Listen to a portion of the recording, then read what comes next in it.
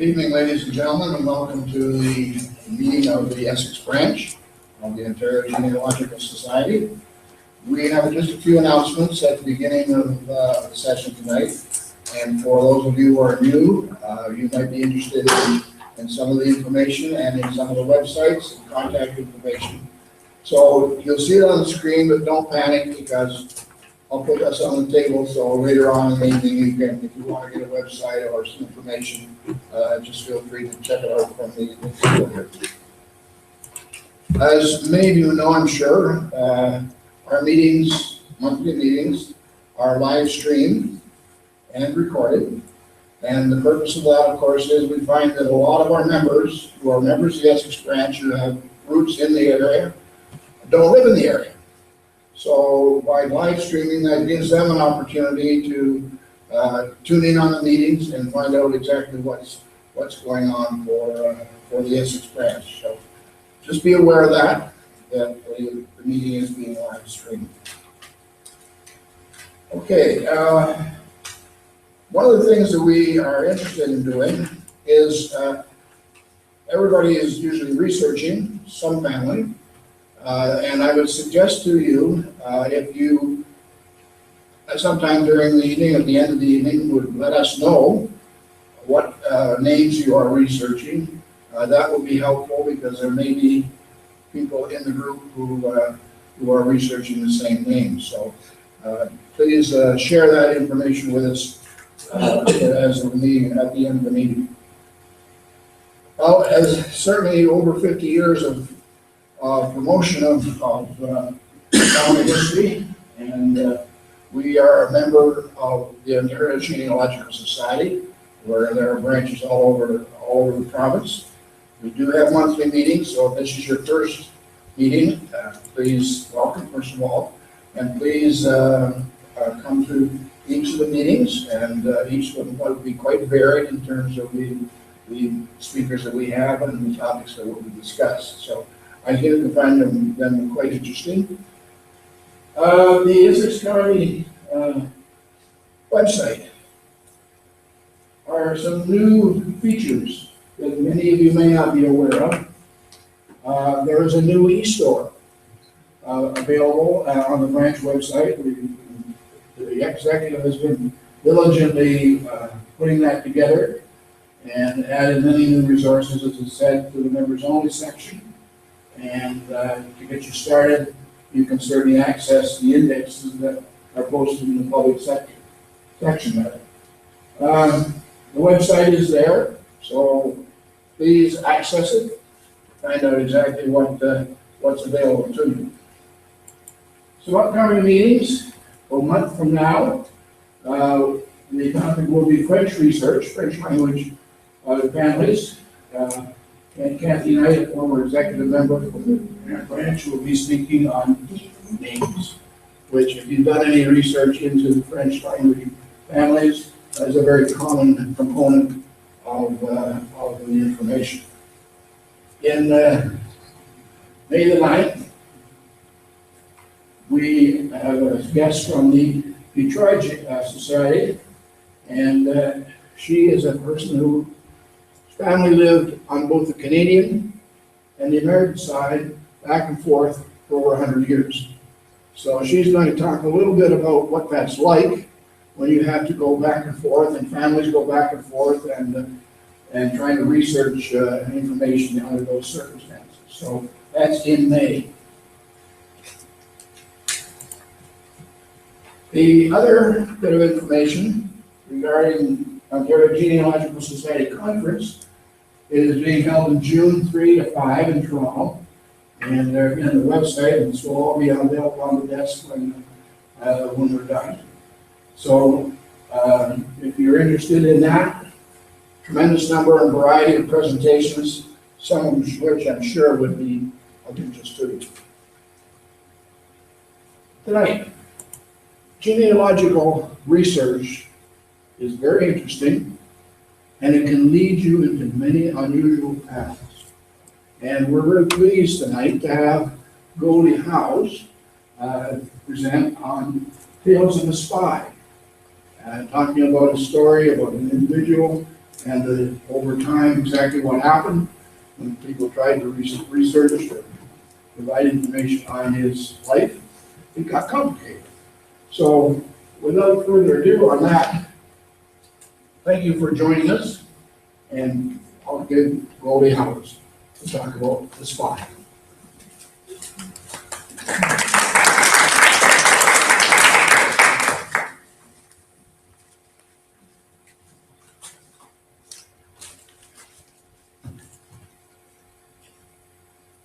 Well, thank you for this opportunity to share this intriguing bit of history, a tale of a Belgian war spy with the Essex branch of the Ontario Genealogical Society. I'm sure you don't often have a guest speaker who basically just reads you a story for their presentation, but that's essentially what I'll be doing tonight. Now, some of you may have already had a long day and are looking forward to going home and just relaxing, but this story isn't going to make anybody sleepy. First, though, I want to share with you my path of discovery leading up to the creation of this presentation. It's a bit of a story in itself. Now, it was more than 2 years ago. By the way, I'm a volunteer with the Kent branch of OGS. It was more than 2 years ago while I was volunteering in our genealogical room in the Chatham Library that a lady by the name of Rita Lobson walked in with a bundle of papers. 30 sheets or more, tightly rolled up, and a rather faint photocopy of the same. Rita didn't want to keep it any longer for herself and was hoping it would be something we would like for our records. The autobiography had been written by a man by the name of Honoré Hendricks. She had been told around 1930, and she understood he lived in Harwich Township in the area between Blenheim and Charing Cross. Honoré had been a Belgian war spy in World War I and had written a rather detailed account of his experiences, no doubt in the Flemish language. This he had taken to a friend he had in Wheatley, a Mrs. Cyril de Klerk, who had also been born in Belgium, but had been educated in England. And he asked her to translate it into English for him because he hoped to get it published for his family members. So this she completed, but unfortunately, before he had a chance to pick it up, he was killed in an automobile accident on number 3 highway. Now, Mrs. de Klerk held on to this translated story, hoping someday a connection might be made with one of Honoré's family members. However, the years rolled by, several decades actually. Now, this article appeared in the 1988 newspaper in honor of the de Klerk's 70th wedding anniversary. And it was a couple of years after this, around 1990, that Mrs. de Klerk decided to pass this bundle of papers on to her friend and neighbor in Wheatley, Rita Lobson.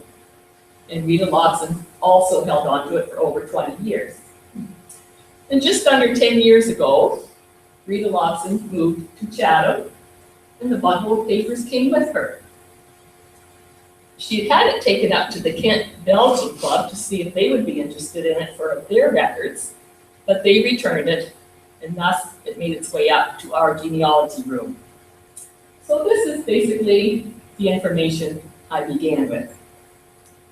Now, neither the original rolled up copy nor the rather faint photocopy would have been suitable for our files. So I took it home to make a darker photocopy from the original. Now, these pages, as I said, have been tightly rolled up. Obviously, for a long time, some were getting brittle and fraying around the edges. And so by unwinding each sheet and quickly holding it down with a ruler to keep it flat so I could put the photocopier lid down, I was able to make darker copies. I'm convinced Mrs. de Klerk used a pen dipped in an inkwell to translate this story as the script goes from dark to light and dark to light throughout. And then as I read this story, it just really captivated me.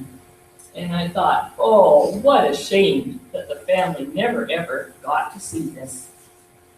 So I called Rita back to see if maybe after she came to Chatham, she maybe tried to contact some of the local Hendricks. She hadn't. So then we thought the next best approach would be for me to go up to the Chatham Library and look through the old index cards and see if I could find any information on Honoré's descendants by finding his obituary. Well, the index cards had various spellings of the surname, but none had the first name of Honoré. One, however, just beckoned loudly to me. It was a Peter Hendrick, and it said on the little card that he had been killed in an automobile accident in 1929 on number 3 highway. So I had to look that one up. And it made the headlines of the February 19th Chatham Daily Planet. So apparently Peter had received a phone call that a critically ill brother in Leamington was really critically ill. So he and his brother John from Erio, with 2 other Belgian men, left to go to his bedside. And somewhere just east of Wheatley on number 3 highway, they hit a patch of ice, and the vehicle toppled into the ditch, hitting Peter beneath and killing him instantly. So from what Rita had learned and had passed on to me, this had to be the same man that Mrs. DeClercq had told her about. So I wondered, well, did the newspaper reporter get the wrong first name? Not likely. Or had Honoré changed his name to Peter when he moved to Canada? Now, the article states that Peter lived on Concession 4 west of the Communication Road, and that he was around 37 years old, which didn't quite jive with what Honoré claimed his age would have been in the article, but we know from research that a few years age discrepancy often happens. But nothing in the article gave me a clue to his descendants' names, just that he had a wife and 2 children. Well, I couldn't resist. I just had to make some phone calls to the Hendricks listed in our phone book. There were only 6 of them, and they included these 4 spellings. I started with the one spelled like the newspaper article you just saw, R-I-C-K, but maybe more so because that particular one had one living in Charing Cross. I talked with the man there, and his ancestors had come from Belgium, but not until the 1950s. So it was not that family, which included the same spelled one as well. The next one I tried was a family right in Chatham, spelled R-I-K-S, like it is in the translated story. No, their ancestors hadn't come from Belgium at all, but from Holland. So my next try was to the one spelled R-I-C-K-S. There was a Scott Hendricks in Vancouver. And when I called there, his wife Sharon answered the phone. Scott was there too. Well, yes, Scott's grandfather Raymond had come from Belgium in the 1920s as a child, but they hadn't heard of the name of either Honoré or Peter. So once again, my hopes were fading. And then I commented to her that the one who had written the story had been killed in a motor vehicle accident on the way to Leamington to visit a critically ill brother. And she said, wait a minute, we've heard that story. So she asked to call her mother-in-law and would call me right back. And so she quickly learned from Scott's mother that Honoré was indeed Scott's great-grandfather. And the family had received just a little tidbit of information from relatives in Blenheim that Honoré had been involved as a war spy in Belgium. And when she relayed to me that apparently he had even dressed as a woman, I knew for sure I had the right family. So a few days after that, Scott and Sharon came to our house to pick up the original bundle of papers that Rita had dropped off. And I have to admit that all that excitement Nothing if you had sleep deprived for a night or two. So a couple weeks after that, I happened to be here in Windsor, and I went upstairs in the library here to check out the Leamington Post issues following that accident, to see if I could learn anything about the brother's name. I looked in the 3 or 4 weeks following Peter's accident, but I couldn't find any Hendricks listed in the obituaries. I did find this article, again, talking about Peter's accident. So, the ill brother's name in Leamington remained a mystery. Now, why I wouldn't have thought to do this right at the beginning, I have no idea, no explanation at all. But soon after I got home from Windsor, I decided to look up death registrations on Ancestry. And my mystery was solved. So here is Peter's. And you can see that he was born in Belgium, February 19th, 1892. Was living in South Harwich and was killed in a motor vehicle accident also on February 19th, 1929, his 37th birthday. And then, lo and behold, on the right-hand side is Honorace, a resident of Leamington. He also was born on February 19th, but 4 years earlier than his brother Peter. And he died on February 20th, 1 day after Peter, and 1 day after his 41st birthday. The cause, you can see at the bottom, is chronic myocarditis, which is a disease of the heart muscle.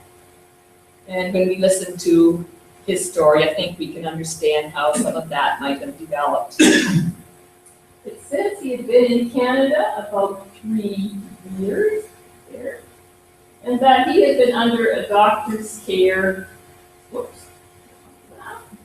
since the previous December 1st. So, because of Honora's critical illness, it must have been Peter that Mrs. de Klerk was expecting to pick up the translated story. So John of Iriot lost 2 brothers a day apart, and they are buried side by side in Evergreen Cemetery in Blenheim with their names on a stone. Now, when Scott and Sharon picked up the bundle of papers at our house, I'm not sure what Scott was most dumbfounded over. First, the fact that 2 different ladies had held on to this story for so many years, when it had nothing to do with their own families. Next, what were the odds that Rita would have moved from Wheatley to Chatham? What were the odds that Scott himself would have been living in the Chatham area?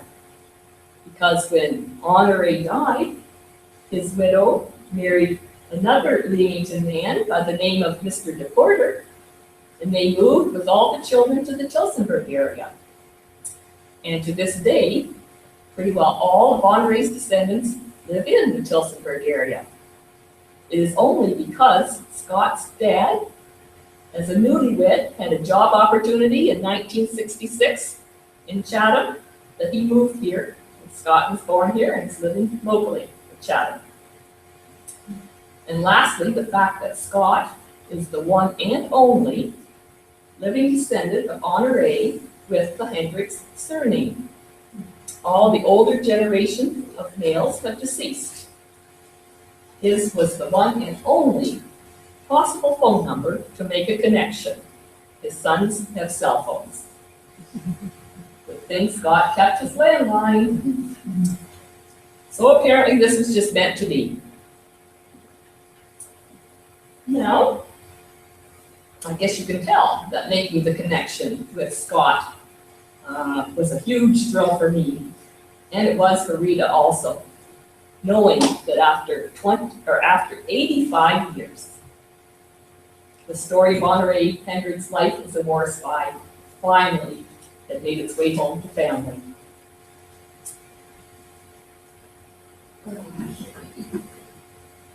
Cindy's the photographer of this picture. This was taken at my first presentation to the Kent branch of OGS in June 2014, and that's Rita Lobson beside me. And this is Scott Hendricks' son, Kyle Hendricks, on the one side, the other side. I felt very much like a matchmaker that evening. Rita was just thrilled to be able to meet the Hendricks family members. And the Hendricks made more copies themselves and delivered it to family members in the Tillsonburg area, and were able to come up with some more family photos that I don't think even they had seen before. This one is of August and Eugenie Hendricks in Belgium, the parents at the front, with some of their children. Peter is standing behind his father. Honore is standing behind his mother. There's two more brothers, two sisters there. John is not in that picture.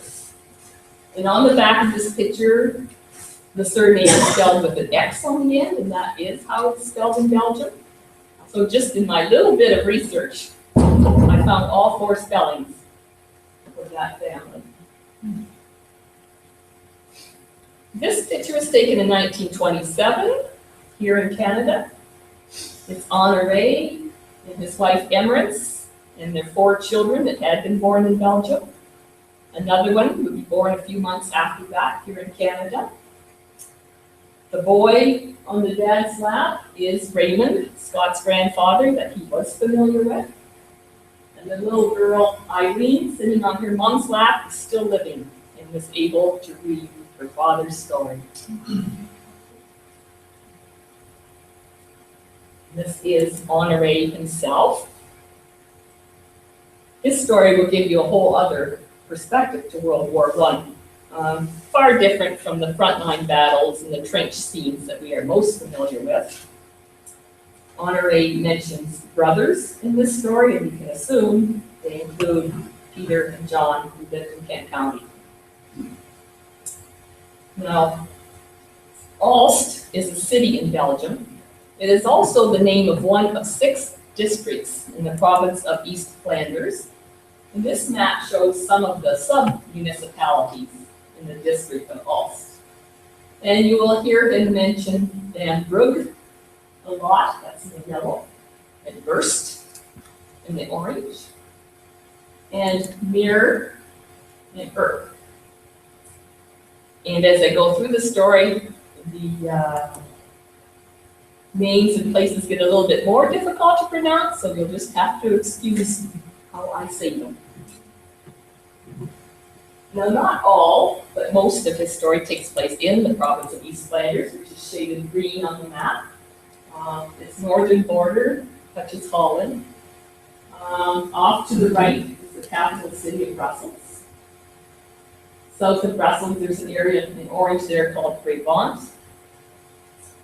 There's a little town underneath East Flanders called Ath. And near the southern border of East Flanders, there's Fergus, which is mentioned. Not further north, there's Assenmead and Newkirk, and you can see where the city of Aalst is there. Okay, his main story has a forward page and a conclusion. It's rather long. I'm going to wet my whistle.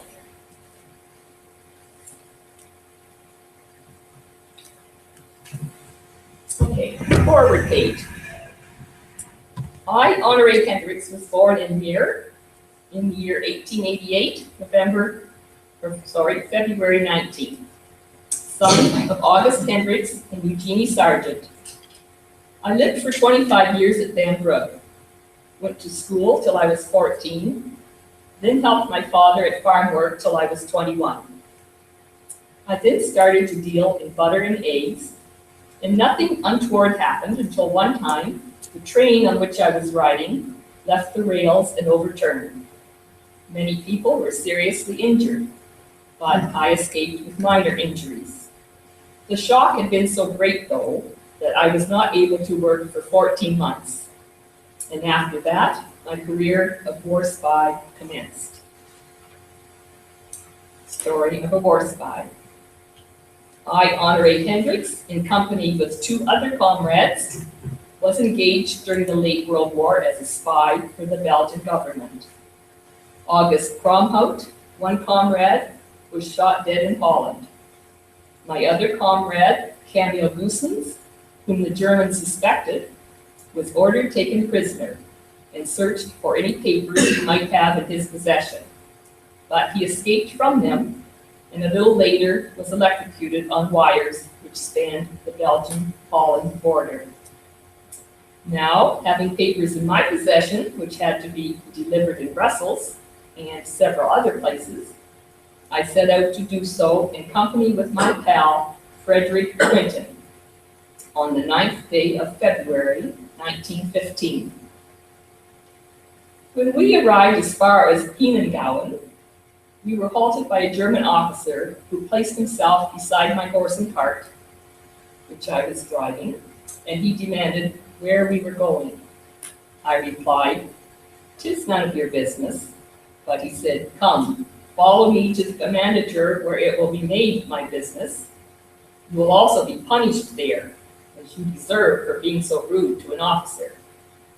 I asked him if he would release us for the sum of 100 marks. "No, no," he answered. "I am a German officer and cannot be bribed." "I will give you 200 marks, I told him. "I'm the father of 4 children.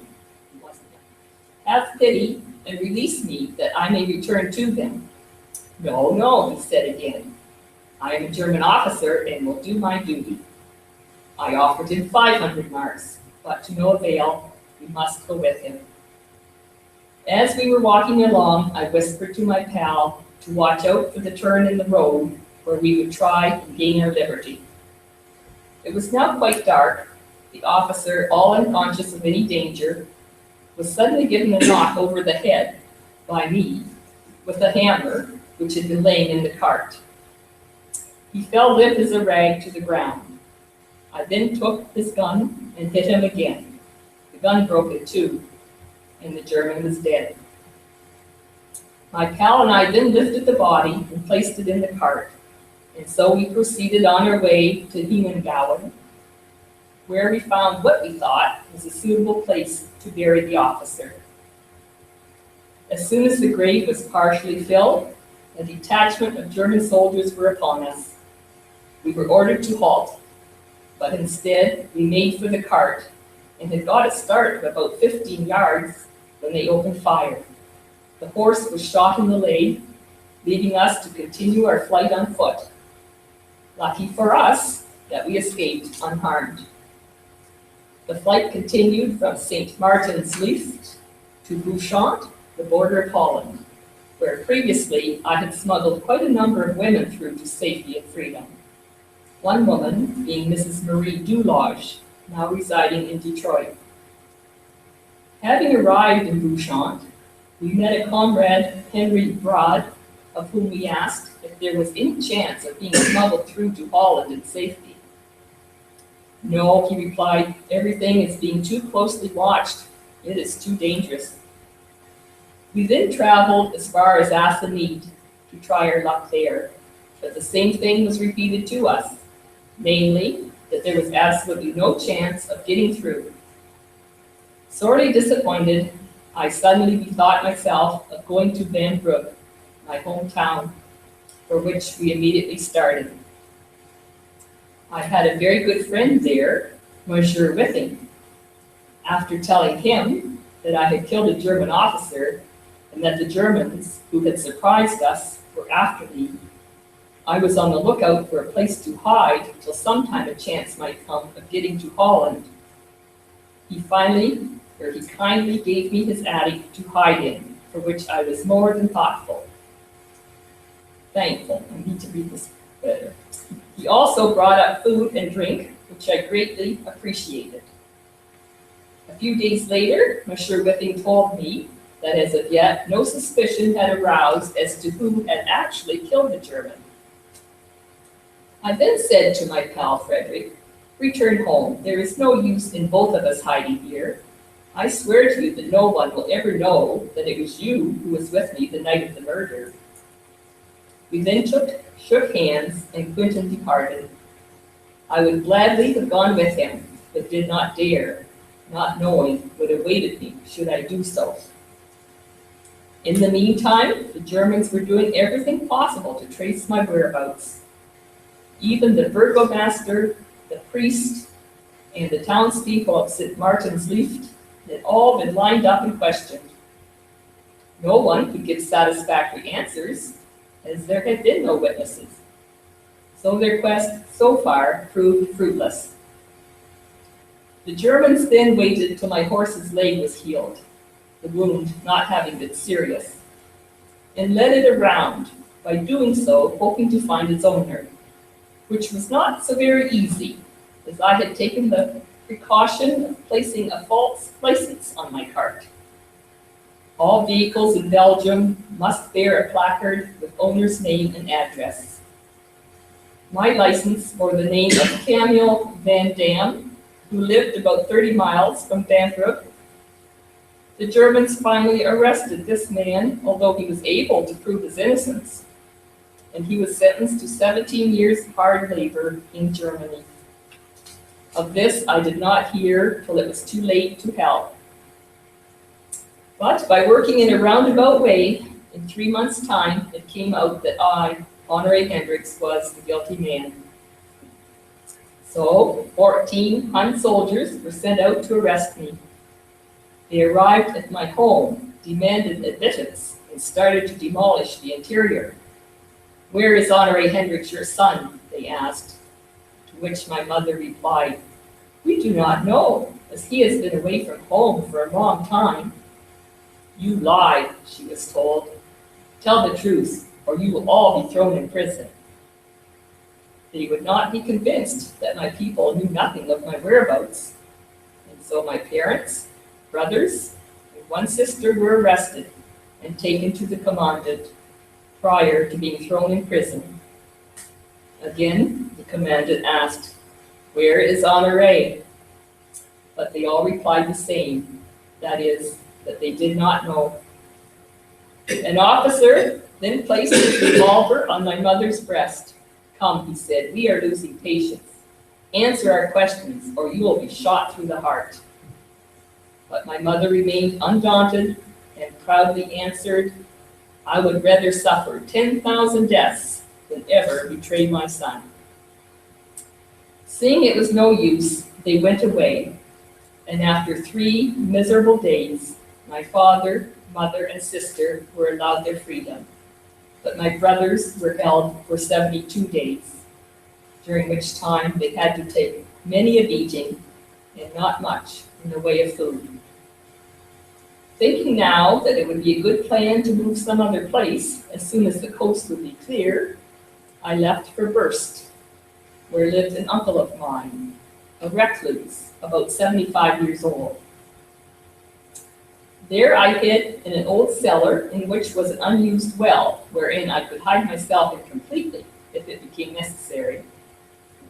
I stayed hid there almost a year, during which time I let my hair grow long.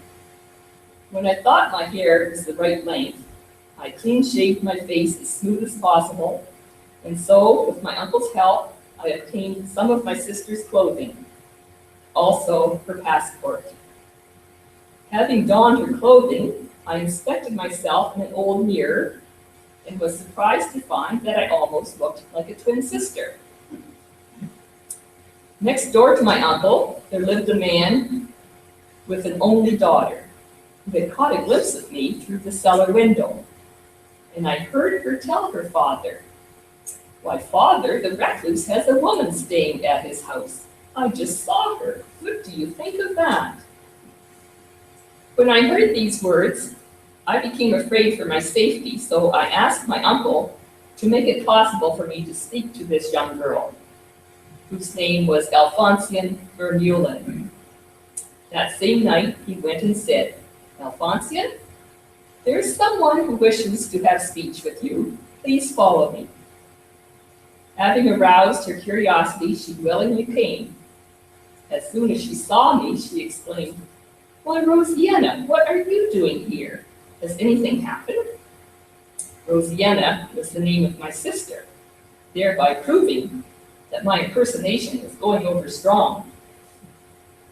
I answered Alphonsine that I had no news worth telling.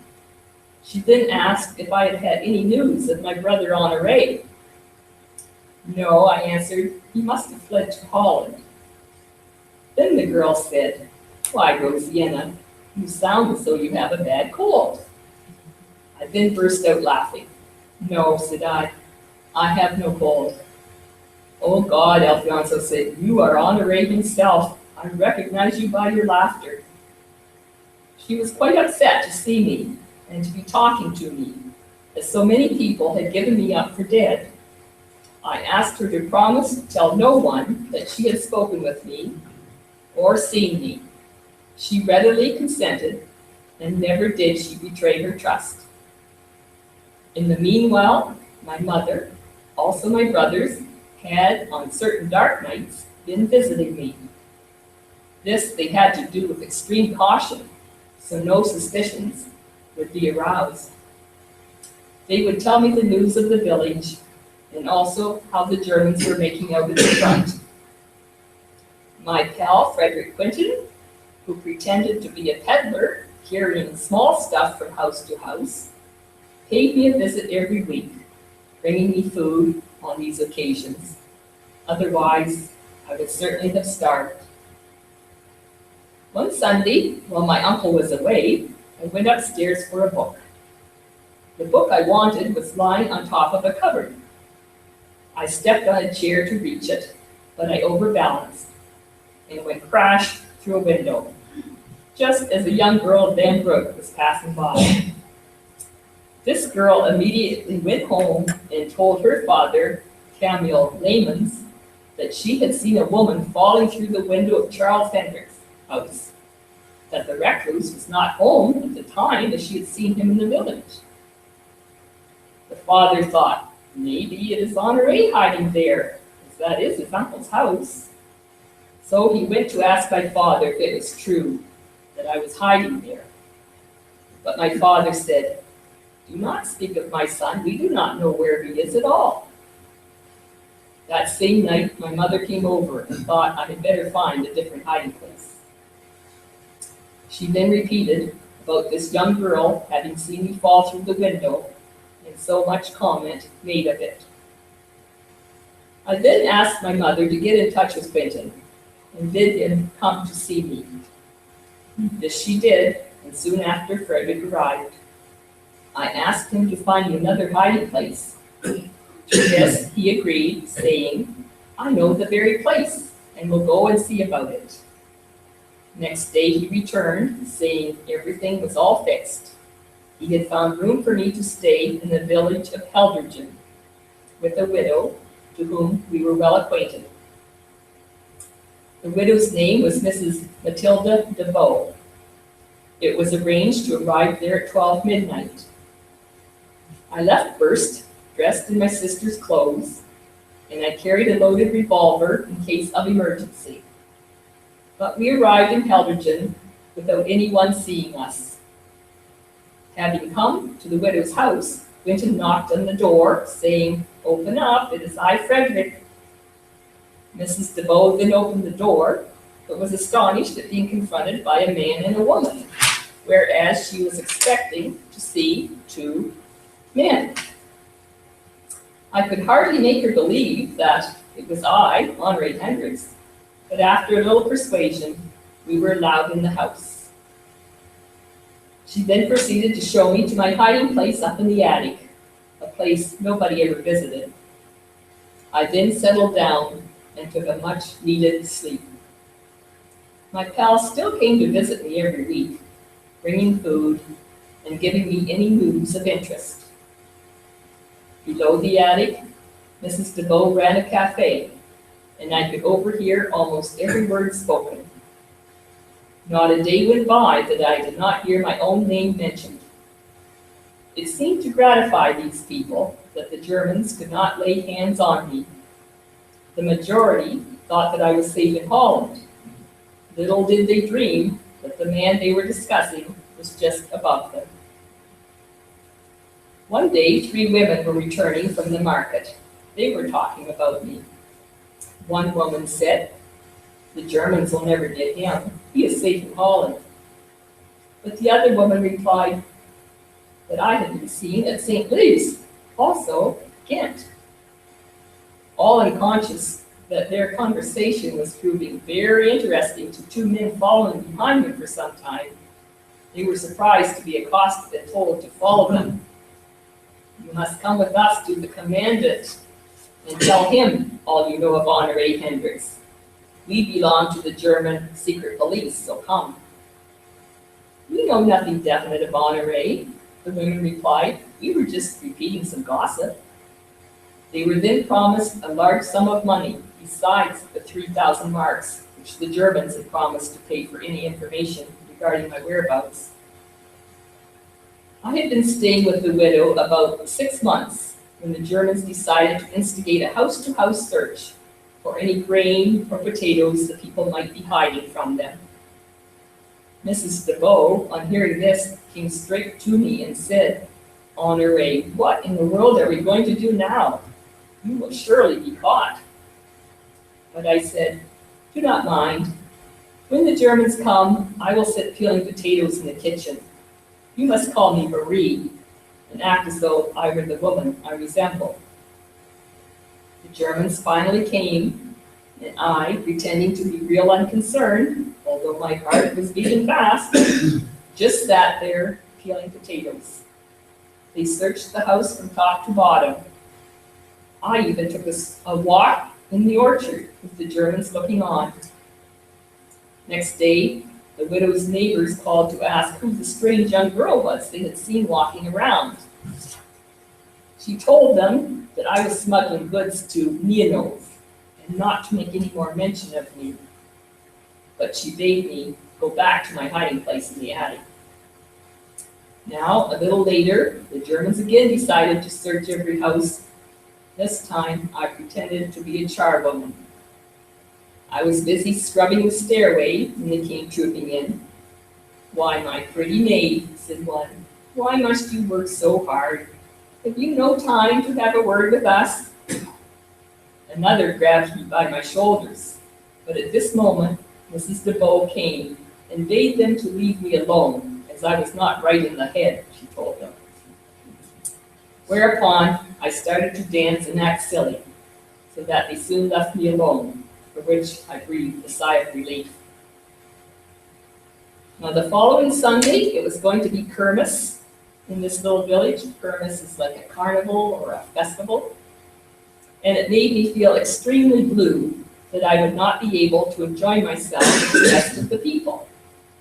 In the cafe this Sunday, the music was playing, everybody was dancing and having a good time, while I was reading in the attic. Suddenly I heard a familiar voice say, "Boys, Honoré should be with us now to sing and make merry." And then they started to wonder where I might be. Little did they think they could almost touch me. I was so overcome with emotion that I buried my head in my hands and cried like a child. To think that had I not met with that German officer whom necessity made it necessary to kill him, I might be there with my pals. But instead, I was nothing less than a hunted being, having to crawl from one hole into another so as not to be caught. Mrs. DeVoe quietly stole into my room, asking if it was hunger that made me break down. "No, it is my comrades in the cafe who are talking about me, wishing to see me, and I so close to them, but not daring to go near them." I then asked the widow to send for my mother. This the widow did, and soon after I found my mother by my side. "Mother," I said, "try and get me a man's passport so that I may take a chance in the open. I cannot bear being cooped up any longer." But my mother would not hear of this and begged me, with the tears streaming down her face, to have patience a little longer, as word had been sent around that the war would soon be over. But I was adamant, and would not listen to her, with the result that next day she consulted Mr. Riga, an official of Elson at Brussels, and asked him to make me out false papers so that I might have a little more freedom. This Mr. Riga did, and in the passport I was named Henry Verstraeten of 25 Staty Street, Rotterdam, Holland, born February 1st, 1888. Next day, dressed in my female clothing, which my sister had purchased at Ulst from a friend, I set out in broad daylight, accompanied by my sister Anne's sweetheart. We were walking along arm in arm when we were hailed by some people standing in their doorways. "Rosianna, have you no time to visit with us a while? Why are you so proud?" My companion replied for me, "We cannot delay, our time is precious," which was true enough.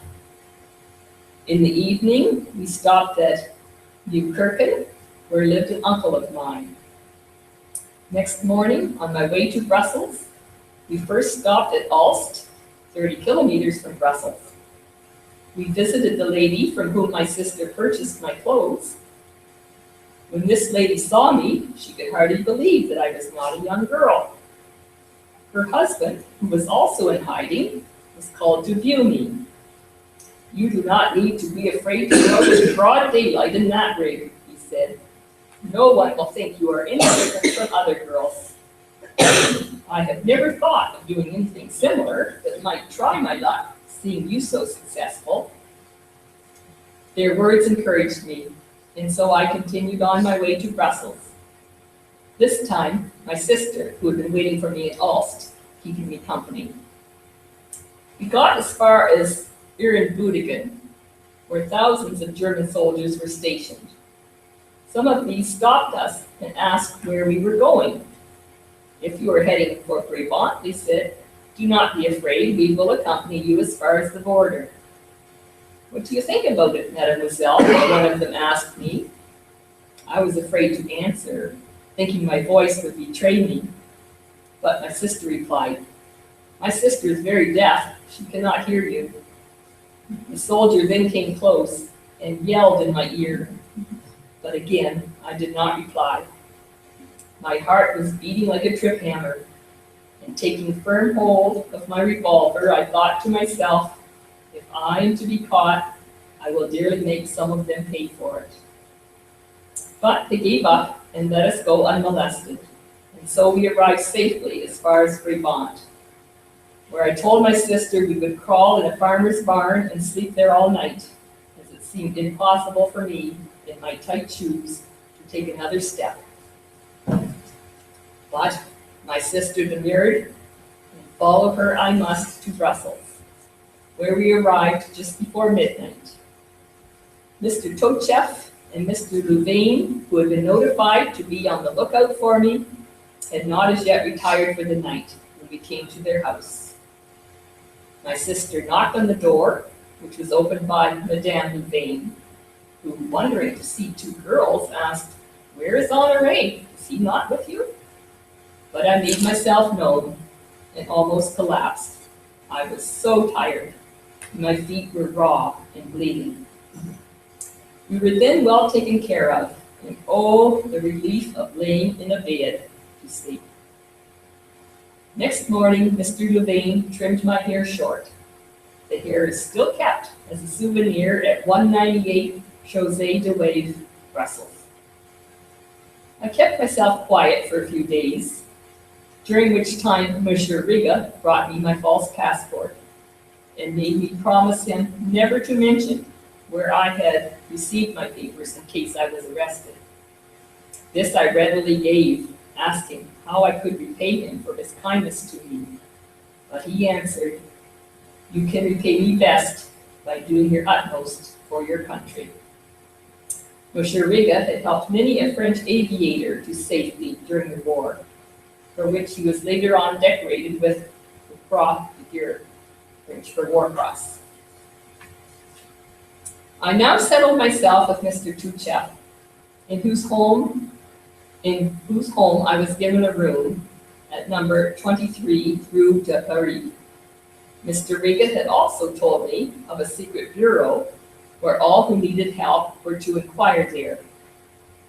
To this bureau I now wended my way, gave them my real name, and asked them to help me. I was nonplussed when they answered that they knew nothing of Honoré Hendricks. I did not think it would be of any use arguing with them, so decided to take my departure, not knowing what to do next. I knew the Bureau were afraid of helping me, thinking to suffer a heavy punishment from the Germans if ever found out. As I was leaving the Bureau, a gentleman, Henry Van Huren, noticing my woebegone expression, asked me if anything was wrong. I then told him of my plight. He begged me to eat and drink at his home as long as the war would last. Now, one day my sister came to pay me a visit. She told me of her village and friends, also that she had paid a visit to a cousin of ours who lived in Ulst. This cousin was much worried on account of her only daughter having left for Brussels and not sending in any word of her whereabouts. So she had asked my sister to locate her. I then said, why, I had seen Clematian a number of times, although I had not spoken to her. My sister then asked me to get her address so that her mother might write her. This I promised to do. Next day, by a lucky chance, I met Clematian by the bridge of Scarbeat. I tapped her lightly on the shoulder and spoke to her in French. She turned her head but did not recognize me, I having shaved my mustache and wearing spectacles as a slight disguise. I made myself known to her and asked her to take refreshments with me in a nearby cafe in the Rue de la Poste. I told Clematian of her mother inquiring for her and would she write home soon. The girl then asked me for Cousin Jean's address at Louvain. I told her I had that address in a notebook in my room and would give it to her next time we met. She answered that she would call for it in person at my room, but I said, no, I cannot agree to that. Nobody must know where I live.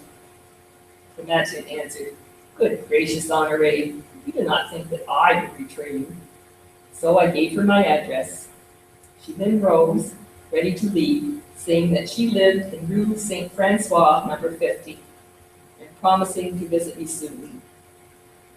As we left the cafe, Madame God's proprietress beckoned me, saying she had a few private words to say to me. So I wished my companion goodbye. Madame God's asked if that girl was my sweetheart, but I said, no, just an acquaintance. Thank God, then she answered, for that girl is no good. This very morning she passed here walking arm in arm with a German officer. At these words, I certainly turned pale, fearing again for my safety. I hastily visited my sister and told her Madame God's conversation, but she comforted me, saying, I do not believe any harm will come to you through Clematian. Why, she is our cousin, and she and I have always been good friends. Still, I thought it wise policy to look for another room. In going for my grip, I stopped on the street to talk to an acquaintance, when I suddenly noticed Clematian ringing at my door. She was accompanied by two men. These men walked slowly on, while I walked up to the girl. She said she came for that address, that she was now in a great hurry, and would I kindly meet her at 7 o'clock at the corner where the tram stopped and bring the address with me? I consented, and she hurried on her way. I took a few refreshments, and at the appointed time set out to meet Clematian. Two men kept following my movements. I suddenly turned around and recognized them for the two German secret police. They were the same two men who had walked with the girl earlier in the day. I knew then for a certainty that I had been betrayed. The men threw themselves on me, but I fought them off for 10 minutes. But the tram then came to a halt. We were blocking its right-of-way. A About 50 German soldiers alighted, crying, "What's this?" "Help," cried my two men. "We have caught the spy and murderer, Honoré Hendricks." But I answered, "How dare you molest me? I am a Hollander, and here are my papers to prove it." "I have reliable information," said one man, "that he is the man we want. His papers must be false." So they bound my hands behind my back and took me to the commandant, who began to question me, but I did not give any answers. The commandant then gave orders to have the records searched at Elson to verify my passport. I anxiously awaited their return to hear their report, which would certainly bode no good to me. My fears were justified. As one said, "We find no trace of Henry Verstraeten. You are Honoré Hendricks, the great spy, and none other. Make out your last will, as you have but 2 days to live." I was then taken to Brussels' largest prison and put in cell number 558, where they kept me 16 days. My food here was excellent, something I could not account for. Can you imagine getting this about your great-grandfather?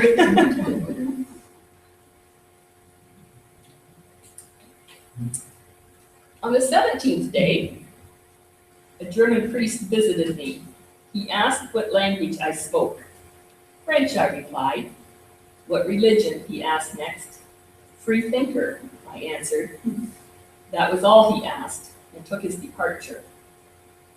A few minutes after, 2 soldiers appeared. "Do you see these?" they asked, pointing to their rifles. "They mean business if you do not behave." I was positive that my last moments had arrived, but I was taken to the Gare du Nord with my hands and arms attached to 4 Germans. Arrived at the depot, there were standing there about 1,000 soldiers who asked my escorts the reason of my capture. "He has killed 2 officers," they answered. "Knock him dead," the soldiers shouted, and they began to kick and pummel me terribly. But at last, more dead than alive, I was seated in the train, which soon was ready to depart. I now began to wonder what my ultimate destination would be. At midnight, we arrived at Ath, down there, where we descended from the train. It was a bitter cold night. I was nearly frozen. This happened on the 1st of November, 1917. The Germans made for the waiting room where a cheerful fire was burning, but they would not allow me near the heat. I revenged myself by pulling on my chains, to which my captors were bound to me, and one of them had his hand severely burned as the result. I tried to make my escape, but a sentinel was guarding the waiting room entrance, so gave it up, waiting for another chance. At 10 o'clock next morning, 4 soldiers came. They had been sent from the Commandatur to Geretsbergen, okay, up there inside of East Flanders, to escort me to prison. They stood with bayonets drawn, and they had enough chains along to tie up an elephant. "You will have no chance of killing us," one remarked. Finally, we arrived at the prison, where I was chained hand and foot on boards.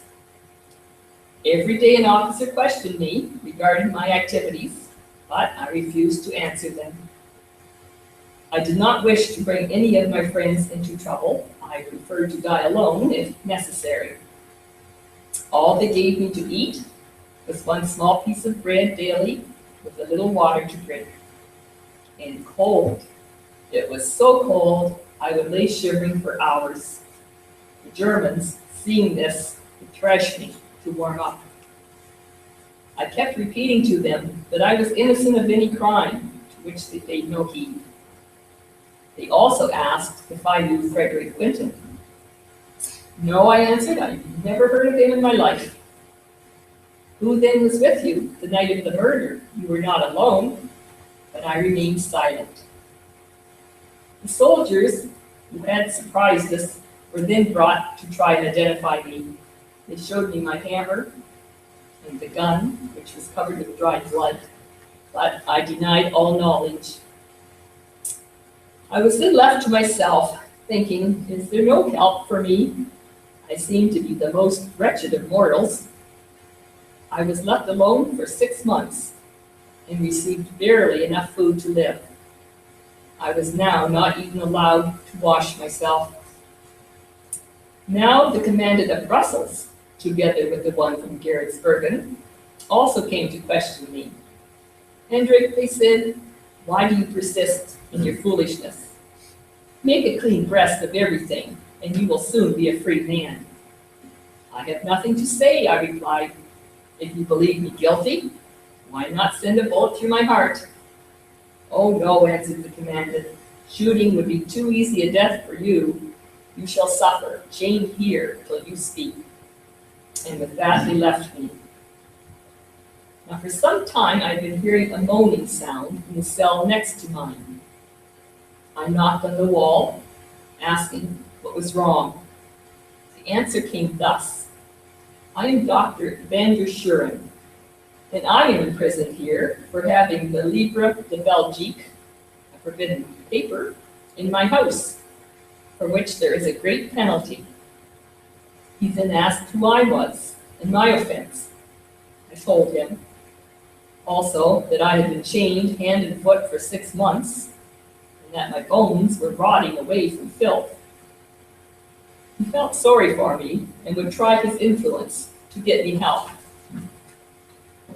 He certainly kept his word, as next day a soldier arrived, some medicine, and water to bathe my body. I was not given any clean clothing, but even so, I was much refreshed. Soon after, a girl arrived to clean my cell, and I was overjoyed to discover that I was well acquainted with her. I spoke to her by name. I'm sure, she said, who are you that you speak my name so familiarly? I'm Honoré Hendricks, I answered. Do you not recognize me? I visited at your home before the war. Of course, I was not surprised at her not knowing me, as only the whites of my eyes were visible. My beard covered the rest of my face. The girl, quite overcome with emotion at seeing me thus, was barely able to continue with her work. My cell being situated at the rear of the yard, I was able to sometimes talk to her when she was working out there. It did not take long for her to locate my window. One day I said to her, Marie, would it be possible for you to procure a knife for me? She answered that she would do her best to furnish me with one. This she did, throwing in a big butcher knife through my open window, unseen by any soldiers. I thought it a splendid instrument to fashion a saw out of, with which to saw through the iron bar which ran across the window. With much patience, I now started work, holding the knife between my bound hands. I worked it back and forth on an old stove till I got a credible saw. I now began to saw on the iron bar and got along famously the first day, being more than halfway through. And the second day, I spent in sharpening up the saw. On the third day, I again worked on the iron bar, but did not make much headway, nor on the fourth day. But on the fifth day, I was feeling very confident of finishing my job by evening. And then I would try for freedom. It may seem strange, but not a single guard had found out that I was trying to escape. I guess they thought I was too securely bound. Little did they know that I could free my hands with the help of a horseshoe nail. The cell on my right was also occupied, and on the morning of the fifth day, a voice from there said, "Hey, what are you doing? I am hearing such squeaky noises. I think you are trying to escape." "That would be impossible," I replied, "as I am chained securely." So with utmost caution, I proceeded to work again. But no use. My neighbor again repeated his questions, saying he would rouse the guards if I did not answer him. I told him to hush, that I would also try to liberate him too.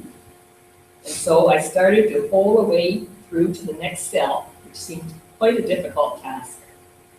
It took me 2 whole days of hard work to get into the next cell. The fellow was so happy about it that he commenced to yell to his neighbor that he would escape that very night. But alas for his hopes, they were doomed to disappointment as the Germans came to search his cell at 9 o'clock that very night. "What is this?" they said. "Are you going to do the impossible and escape from here?" The place was then searched for any sharp instruments, but of course they found nothing. I was fearing very much that they would also search my cell, but no, they passed me by, thinking I was much too helpless.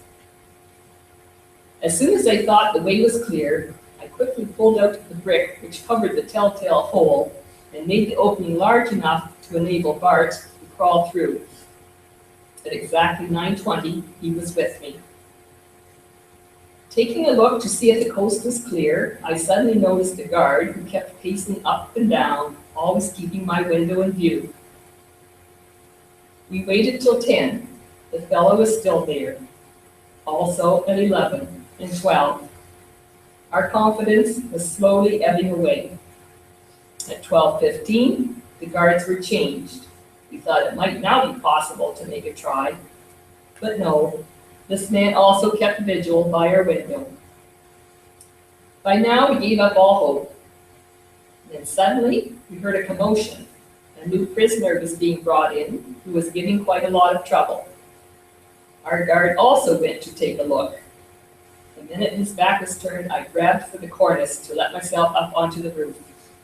But the fellow just then turned around and saw me. "If you dare make another move," he shouted, "I will shoot to kill." Even so, he fired a few shots wildly. With all this noise, a number of soldiers soon arrived on the scene. They brought a ladder, which 2 men mounted, and so grabbing hold of me, they threw me from the roof to the ground below. Then they gave me a thorough beating. My cell was next searched, where Bart was found, and he received the thrashing of his life. They found the knife, asking me where did I get it, but I would not answer. The commandant also questioned me, but I retained a stony silence for a few minutes. A month ago, I then told him, as I was leaving the washroom, I noticed the knife laying by the sink. I hid it in my shirt, and so brought it to my cell. This explanation the commandant would not accept. "The truth," he thundered. I told him it was the truth. But now, soldiers came to move me in a cell situated in the uppermost regions of the prison. No light was visible. I was chained to a board about 1.5 yards long for 10 days, with nothing but a piece of dry bread to eat. Having tried this method to make me talk, and finding it to no avail, I was again removed to a different cell. I had not been in there many minutes before I was again planning a way of escape. There was one window and a brick chimney in here. I thought to myself, I will break there's a blank here, I don't know how to translate, but I'm thinking it's an iron bar from the window, and with it, dig a hole in the chimney, crawl through there to the top of the roof, jump to an adjoining roof, and make a run for it. I commenced right away and was ready to make my getaway when a loosened brick fell, which created such a noise that the guards came to investigate. They pulled me from the chimney. I was as black as pitch. Again, I was taken to the dark cell, this time for 14 days. In my next cell, I had neighbors to the right and left of me. Henry Détente on the right, and Omer Van Poetsel on the left. We could easily converse with one another. Omer was saying that another month of this life would surely finish him. Just then the door of my cell opened, and in walked Dr. Van Boostal of Veridsbergen, accompanied by Commandant Swatsea and a few officers. They started to talk among themselves, saying that everything possible had been done to make me talk, and that now I would be given a military trial and surely given the death sentence. Then they left. And Henry d'Étampes said to me, "Friend, did you hear that? There's not much hope for you." But I answered, "If you have the courage to help a little, I will save myself yet." "I will do anything possible," he replied, "but no one can escape from here." Have you noticed the door of the washroom? There is a lock on there, which I can easily smash with a piece of iron I have hid in my cell. I said. Henry asked, "Yes, but what are you going to do with the guard?" "You must follow right behind me when we go to the washroom," I said, "and d'Étampes must pretend to have an epileptic fit. The guard looking after him, we must seize our chance." This plan sounded all right to us all, and so the following morning, we carried out our plan. It was not quite daylight when we went to the washroom. This helped our plan considerably. Instructions were followed implicitly. D'Étampes fell into a fit. I hastily scooped some water for the guard, who bathed Henry's face, and while he was too busy to watch us, we quick as lightning smashed the lock, fled upstairs to my cell, where I unfastened one of the shackles which bound my feet. We made for the roof, from there to an adjoining roof, and letting ourselves drop into the garden at the rear of a house, but were seen by the owner. The lady was thoroughly alarmed, but we spoke to her. "Kindly hurry and let us out onto the street through the front door. We just escaped from prison." This the lady did, and so we continued our flight, keeping as much under cover as possible. Van Poetsel, whose wind was far better than mine, often gave me a helping hand. But after a half hour of walking and running, I collapsed and told Van Poetsel to continue on alone. This he was loath to do, but finally I persuaded him. After a short rest, I went on my way again, keeping to the bushes by the side of the railway tracks, till I reached a bridge, where I hid underneath for 2 days without any food, and up to my neck in water. I became so weak that on hearing voices, I called for help, not much caring if they were friends or enemies. But they proved to be friends. I asked for bread and was given a crust. I also asked them to cut the chain off my feet with their axe, but this they seemed afraid to do, saying, "If you should be captured, and it is known we have helped you, we would be severely punished." But I reassured them, saying I had never betrayed anyone yet, and so they finally agreed. I told them that I was from Van Brugge, and would it be possible to get a message to my parents, letting them know that I had escaped prison, and to procure some money to enable me to better continue my flight? I wished to get as far as Galmard, from there to Brabant, and so on again to Brussels. But none of them dared take a message so far. So, thanking these people, I walked on till I found an acquaintance, whom I asked to go as far as Saint-Antolin with a signed message, which he was to give to a friend who I knew would deliver it to my parents. My friend, arriving at my home, saw about 20 German soldiers stationed around it. The people of Van Brugge did not know why they were so cranky. As soon as possible, the message was handed to my mother, who then understood the Germans' moods. My mother was very happy to learn of my escape and sent money and food, which my friend brought me, and he told me about the soldiers searching for me. I now hunted for someone willing to give me a haircut and shave. A woman, Marie de Wolf, volunteered. She also accompanied me to Galmard, where we arrived safely during the night. Now, on to Brussels, I visited Mr. Riga and told him everything that had befallen me. My sister also paid me a visit, telling me to keep in hiding, as the Germans had again bribed Clemati and Bucklart to betray me into their hands. I took a room at Andrew Light and said I was a Hollander, a horse buyer by trade. Every night I had German soldiers for bed companions, but taking me for what I was told, I was never molested. There was now much talk of the war soon ending, and Mr. Riga thought it better for me not to show myself for a few days. He and Henry Van Hoeren were printing a banner with which I was to parade through the streets the day the war ended. On the banner was printed a suitable verse depicting my sufferings and my betrayal by Clemati and Bucklart. On the 11th of November, I was met by my pal Frederick Quinton, who asked me not to go home immediately, as the people wanted to get up a welcome. The Germans were now fast disappearing, and as soon as the last one was gone, I had the banner mounted for everyone to read. It was first read in Eerbiedigen, and hundreds of people came to shake my hand and congratulate me. I proceeded homewards by way of Ulst, where I stayed till the following morning. But that morning, all my friends and acquaintances had gathered up in a huge line, headed by Constant de Hees and Cyril Quinton. I was borne home in triumph. At Urk, Meer, the people had made an arch and were carrying banners with welcome written on them.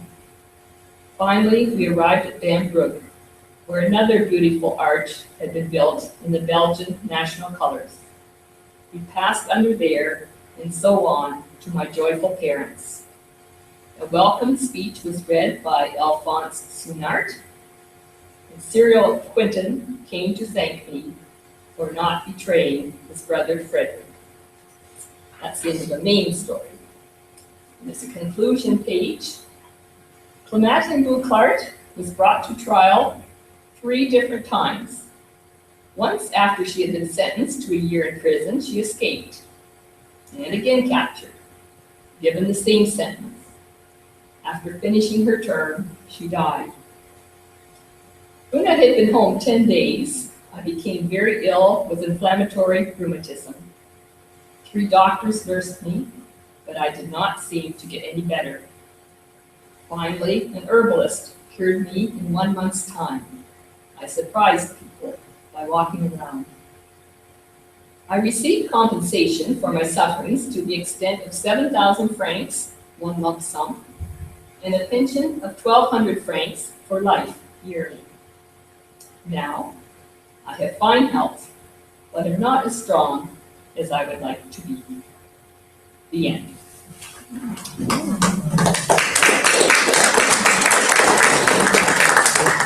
This is my 5th time to give this presentation. I'm still as intrigued as the first time.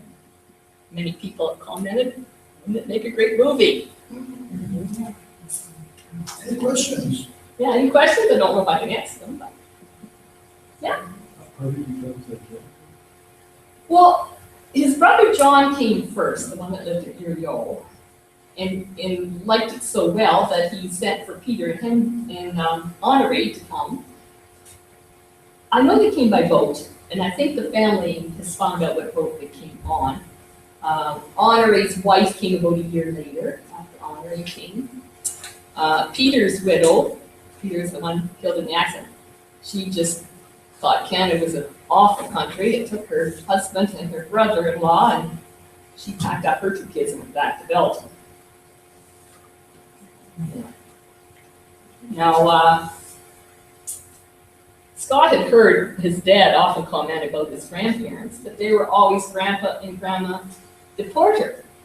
It was never Grandma Hendricks, because she had married a DePorter, so they just never ever heard the name. In your story, you mentioned a trip hammer. This part was racy. Like a trip hammer. What was a trip hammer? Something that must go awful quick. That's all. I don't know, because I would be back in the 1920s. Huh? Trip hammer. It's like maybe a, used to, Jackhammer, probably. with cement or something like that in construction site. Yeah, and this is translation also, so she might not have the exact term we could use. Anybody else have any questions? It's a long story. It's amazing because we don't realize what these people, how people went through. Oh, I mean, even in World War One or Civil War or any of that, we get the basics. If we watch the History Channel or something, we see that, but we really don't get any in-depth like we got from learning about our rights. Exactly.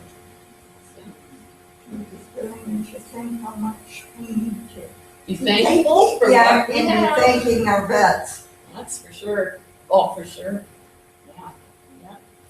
Goldie, on behalf of the Essex branch of the Ontario Genealogical Society, I want to thank you so much for taking the time to tell us fascinating tale that everybody's, I'm sure, appreciated for sure. Very welcome. Thank you very much. Thank you. Everybody fall asleep now. And this is the clerk's handwriting. That's what I read from. And I don't know if you can see the edges here from photocopying. That's how the pages were starting to fray. So had it been another 40, 50 years, it would have been dust, I think. Yeah, so just, it was, I have a question. Have you sent a copy to the National Archives? have not. Should that come from the family? Or you could ask them, suggest it to them to do it. It would be a good thing for the Belgian archives too. Well, I'm surprised that the Belgian Club in Chatham didn't. Depends on who's doing it. That's right. I must admit that just on regarding the archives, I think that's a wise idea. Yeah. Because I was speaking to a gentleman who sent memoir, if you wish, of his parents to the National Archives.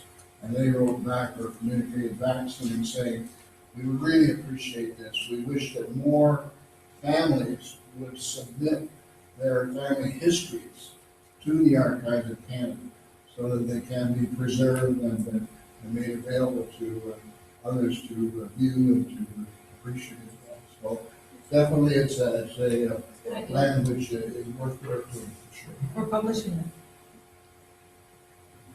And somebody had said something about putting in the family's names. It's a bit long for the It Flanders is. magazine. That would take up at least a whole one.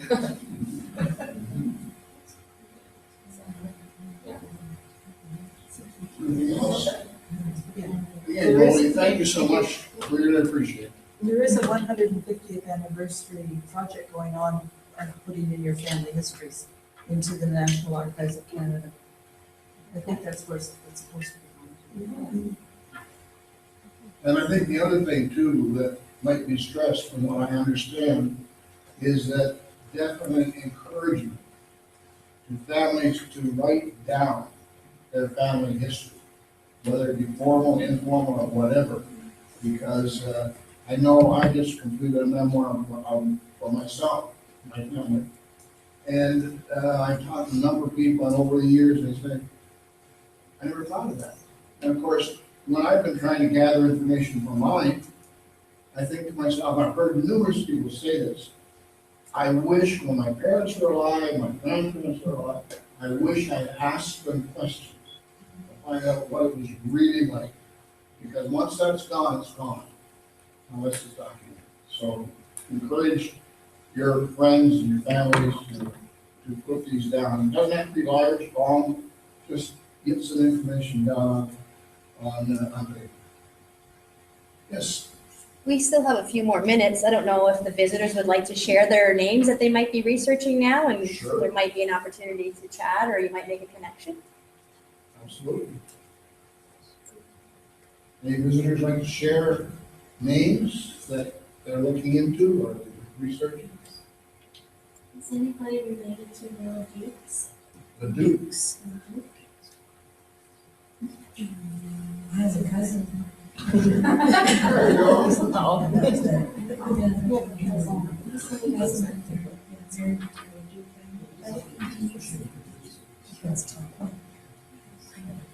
I've done some trying to calculate the descendants.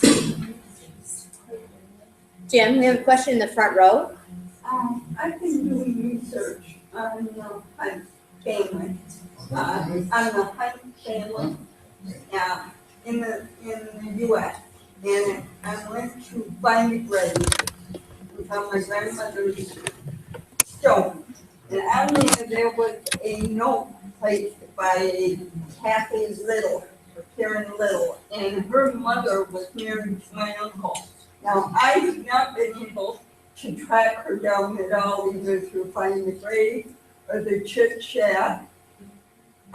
Any place that I've went to, I haven't been able to find her mother, and her grandmother were sisters, and her grandmother was married to my uncle before he married my aunt. And I can't find her anywhere, so if anybody knows that. Maybe somebody knows a connection or a source that you might find helpful. Her name was Ada Hunt, was my grandmother's name. Oh, keep asking, we don't know who will appear at all these meetings, and get as many sources as you can. Family History Center, Horse Lake Drive, archives, Windsor Archives, other possibilities for sure. Keep at it. Yeah, the might of the stone over, I'd like to contact her. Well, Because there isn't been mentioned there. okay, well, anyone else? Well, thank you all for coming. I would invite you again to next month's session on the deep names for French language research. Just another bit of information for those of you who may have connections to French language families.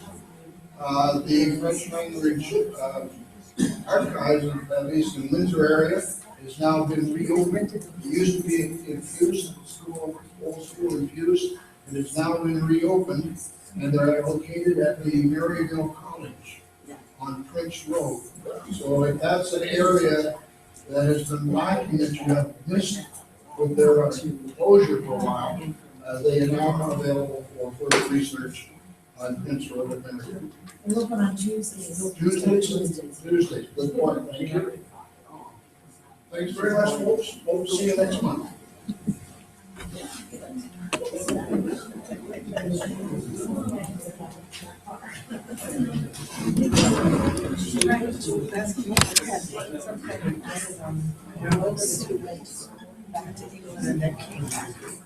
Their treasury was, and if there's, we have to go here.